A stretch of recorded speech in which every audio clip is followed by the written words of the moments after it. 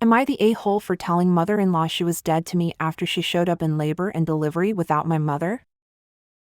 For the past 3 months it's been a very well-known plan that when I, 30F, went into labor, my husband was going to drive me to the hospital and my mother-in-law was going to pick up my mother, my kids, and my grandmother, all from one house. Both my mother-in-law and my mom were supposed to be in the delivery room. My gram was to watch my 2 kids in the waiting room. Everyone was in agreement with the plan. Now, my husband and I have 2 sons already, and for both births, my mother was present. She helped me through so much of the mental anguish and panic, especially after my last, which literally almost killed me. I was bleeding out on the table and my mom was the only one able to keep me calm. I needed her to be with me with this baby too, mentally. So, we worked this plan out months in advance and everyone was on the same page.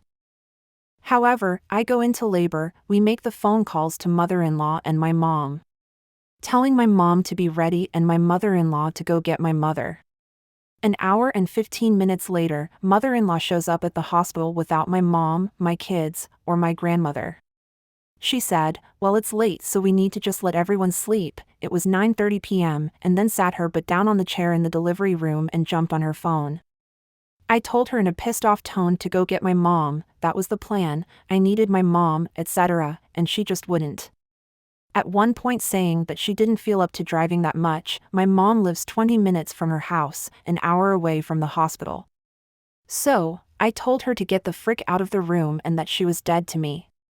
The amount of resentment and disgust that I felt toward her in this moment is honestly not something I feel I will overcome anytime soon.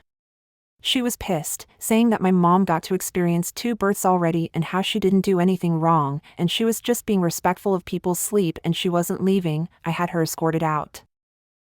Now, my mom was able to make it to the hospital literally just as I was giving birth.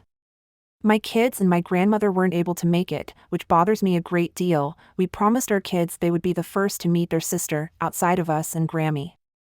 I cannot forgive my mother-in-law for this at all. I honestly feel like I hate her with every fiber of my being. But I'm being told I'm taking this too far and that it wasn't that big of a deal. Am I the a-hole? Am I the a-hole for laughing at my biological parents' face when they told me leaving us was the hardest decision they have made? Our family has an interesting story. My bio-mother's side and bio-father's side have 2 marriages between the families.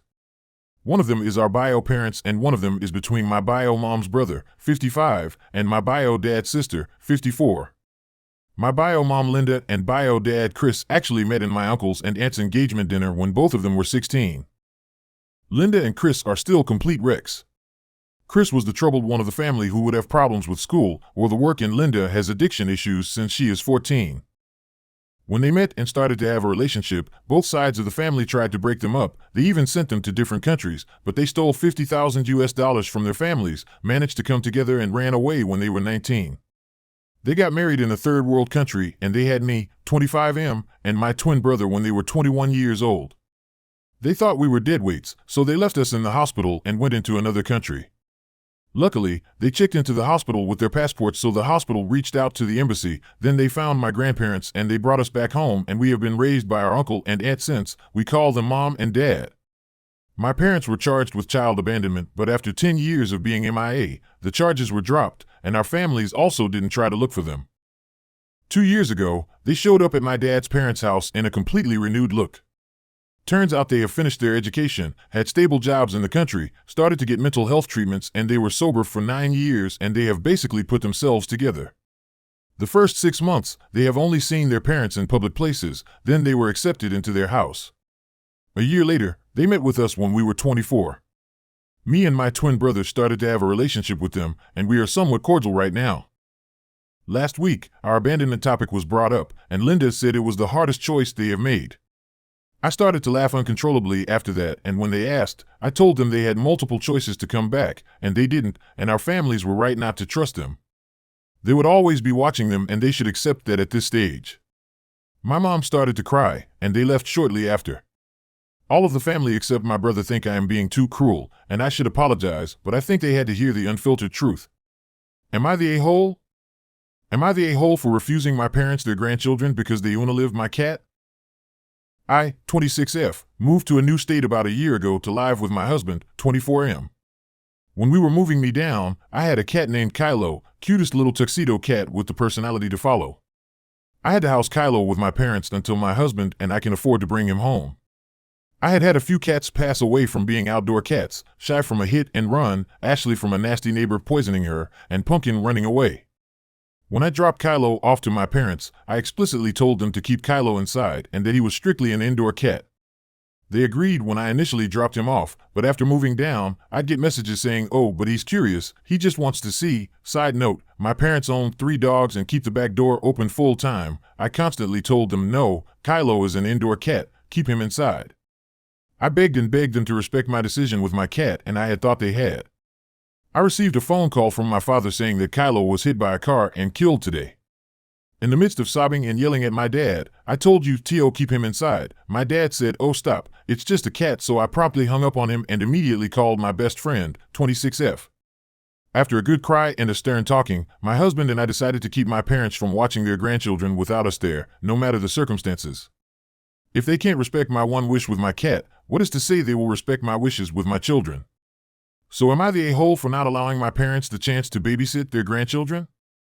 Am I the a-hole for not buying my girlfriend a new jacket after throwing her old one away? With the start of this month, my girlfriend and I moved back to my childhood home for a few months, and since nobody lived in my old room for quite a while, it was very cluttered.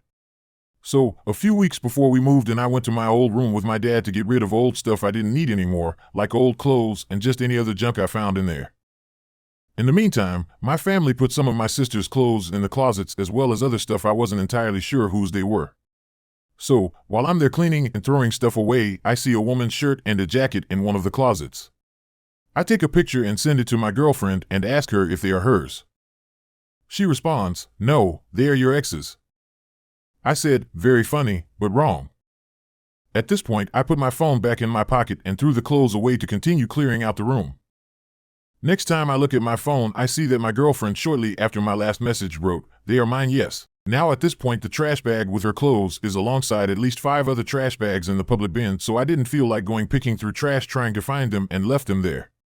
My girlfriend has been unhappy about this since it happened, mentioning a few times that I should buy her a new one, but I really don't think that's fair since I feel like it's almost entirely her fault for them being thrown out because of her joking with me and not the best moment. Today she sent me a picture of the same or similar jacket from a store and asked if she can use my money to buy it. I responded that I am willing to pay for half of it, to which she responded, "I already paid for it once before." Am I the a-hole for throwing away the jacket and not wanting to buy a new one? Am I the a-hole for leaving my boyfriend when his ex died, leaving him to take care of his kids full-time? I, 26F, have been with my boyfriend, 30M, for 2 years now. He has 2 kids, 6M, 4F, with his ex-girlfriend. She moved to another state with the kids to be near her family when they broke up 3 years ago. He gets them on vacations only. I knew all this when I started dating him. I had no issue with this, but told him upfront I can't be a parent. I was parentified by my mom and raised my 5 younger siblings. The oldest of them is 6 years younger than me, and I had to change his diapers and feed him formula. I went limited contact with my family when I left home at 18. I can't imagine doing that again. He was also snipped after the last kid and didn't want any more kids. He was fine with me not wanting to be a parent and just be a bonus adult. We were taking it slow, and I didn't even meet his kids until a few months back. We took a trip together and got along great. Things changed 2 months ago when his ex died. The kids were really crushed as they moved into his house. We were not living together, but he asked if I could move in to help him out, just for a while. I couldn't refuse and stayed, but I started hating it again. I hated how clingy the kids became and how much responsibility I had. I did my best, but my mental health started getting worse every day. I didn't even get help from my boyfriend, because he was struggling too. Last week was especially bad since the younger kid had a cold and wanted me to nurse her back to health, exactly as her mom would have. The soup wasn't the same, the song and story wasn't told the same way, I didn't hug her the way her mom did, etc. were some of the long list of complaints. I know she is grieving, but I was already working from home and stressed too. When I told my boyfriend he should take over, he said they need me more since I am a mom. It triggered me. I didn't want to be held to a mom's responsibilities again. I told him I can't do this. He said I needed to stop acting like a child and step up. I understood if I stayed, my whole life would be like this, never measuring up, never being enough, and all the responsibilities of a mom. I left yesterday and moved in with a friend. My boyfriend, X, is blasting my phone calling me an a-hole. So, am I the a-hole? Am I the a-hole for telling my son he needs to get over us missing his wedding? My son got married a few years ago. He lives on the other side of the country from us. He got a great job opportunity after college, so he moved there. 2 years ago, he got married to Jenny, and what I heard, it was a beautiful wedding. So, the whole issue started when we were trying to get there. The wedding was on Saturday and our plane left Thursday night. Well, it got delayed and then delayed about 4 more times, Friday morning at this point, and then all the planes got canceled due to a storm. When that happened, it was clear we were not leaving and driving there would take too long and we would still miss the ceremony. So, we informed him, and he was pissed. We sent our well wishes and we could FaceTime him if he wanted. He told us no, and we saw a video of his getting married. Now the present day issue, anytime we get into an argument or he wants us to do something, he pulls up the "we missed his wedding" card. We on the phone, talking about hosting Thanksgiving this year. He got mad saying, "Why won't you visit us?" And I told him we don't have the money for the trip and we just visited him in July. We got in an argument, and he pulled the "you missed our wedding, it's the least you can do." I told him enough and that he needs to get over it. He called me a jerk. My daughter learned about it, and she is on our side, but I don't know. Also, because it has been asked a lot, yes, we looked into other airports, the planes were grounded also. We are from Maine and the storm was going through our state and then riding down the East Coast. We weren't getting a flight, and yes, we looked. It basically blocked travel for 2 days. If we did go down a state or two, we would be following the storm and we wouldn't get a flight anyway.